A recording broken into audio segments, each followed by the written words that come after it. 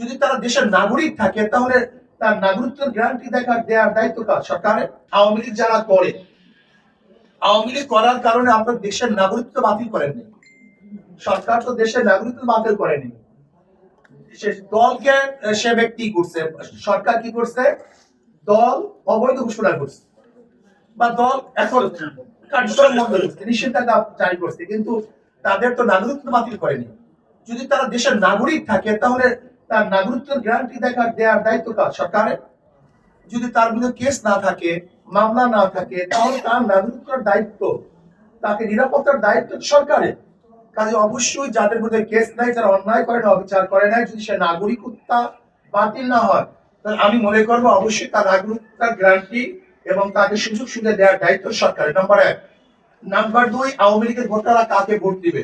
যাদের মাধ্যমে তারা নিরাপত্তা পাবে, যার মাল রিজার্ভ, ব্যবসা বাণিজ্য নিরাপত্তা পাবে, তাদেরকে ভোট দিবে। RICL TMX, যুগের পর যুগ স্থাপনা থাকে মজবুত।